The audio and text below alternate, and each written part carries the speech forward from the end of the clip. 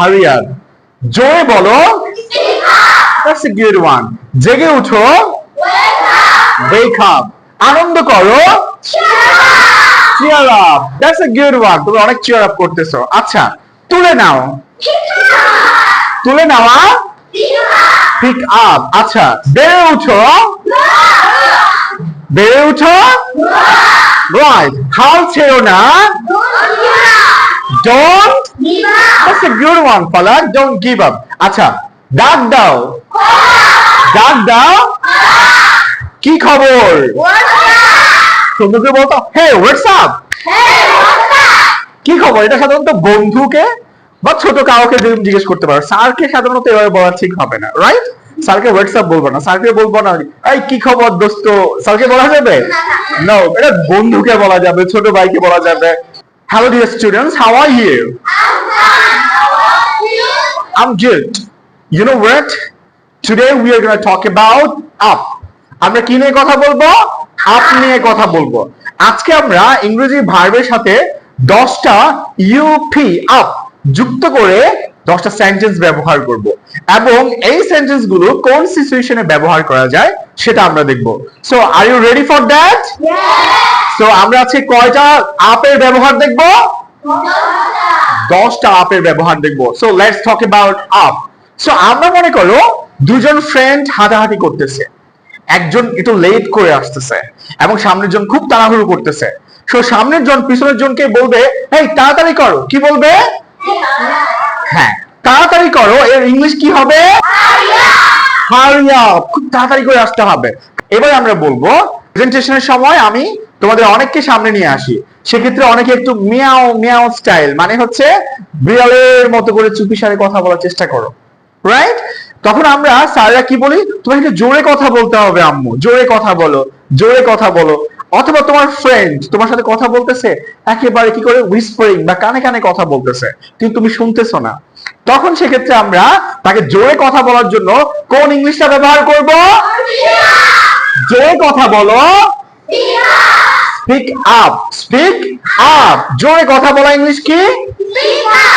এরপরে হচ্ছে, মনে করো একটু আগে আমরা কি দেখলাম? খাদিজা ঘুমোচ্ছে। খাদিজা কি করতেছে? ঘুমোচ্ছে। এখন সবাই মিলে ক্লাসটা যেহেতু ওর ঘুমের কারণে ডিস্টার্ব হবে, আমরা কি বলবো? তুমি ঘুম থেকে জেগে উঠো। কি বলবো? তার ইংলিশটা কি হবে?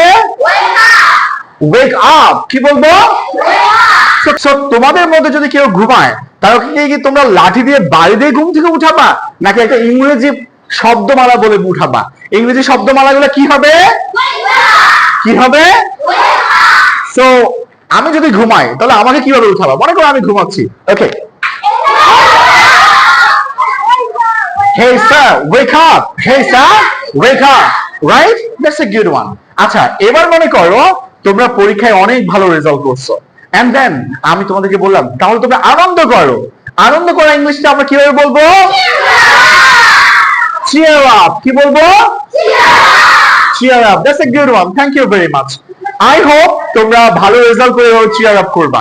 আচ্ছা, এর পরবর্তী ইংলিশ, মনে করো তোমাদের হাত থেকে অথবা তোমার হাত থেকে বোতলটা নিচে পড়ে গেল, এই বোতলটা নিচে পড়ে গেল। এখন বোতলটা উঠানোর জন্য কাউকে বলতে গেলে আমরা কোন আপ ব্যবহার করব?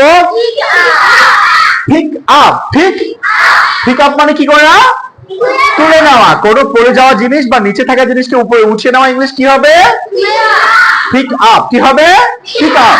আমি করো ক্লাসে তোমরা এখন বড় হয়ে যাচ্ছ না, আস্তে আস্তে ম্যাচিউরড হয়ে যাচ্ছ, কিন্তু কেউ একজন ক্লাসে বসে বসে মনে করে বলে নখ খোটাচ্ছে, অথবা কেউ একজন কি করতেছে আরেকজনকে পোক করতেছে আঙ্গুল দিয়ে গুঁতো দিচ্ছে, রাইট? অথবা তার শরীরে ইচিং দেওয়ার চেষ্টা করতেছে, ইচিং হয়েছে চুলকাই দিচ্ছে।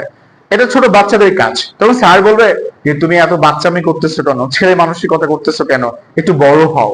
এই যে একটু বড় হও বা একটু ম্যাচিউরড হও, এর জন্য কোন ইংলিশটা আমরা ব্যবহার করব? Grow up. কি বলবো আমরা? কি বলবো আমরা? Grow up.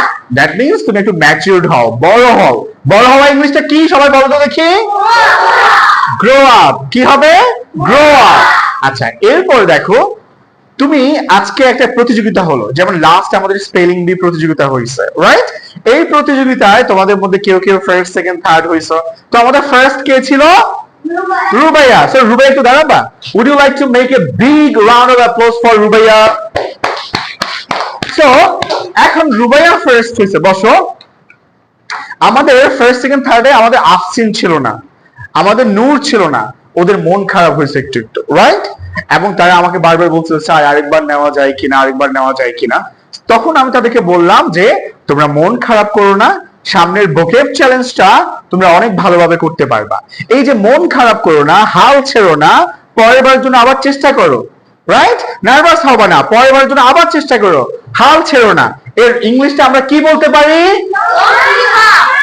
Don't give don't give up. এখানে কোন আপটা ব্যবহার হচ্ছে? Don't give up. আচ্ছা, ডাক দাও, কাউকে ডাক দিবে, তখন সেক্ষেত্রে আমরা কি ইউজ করব? Call up. কি ইউজ করব?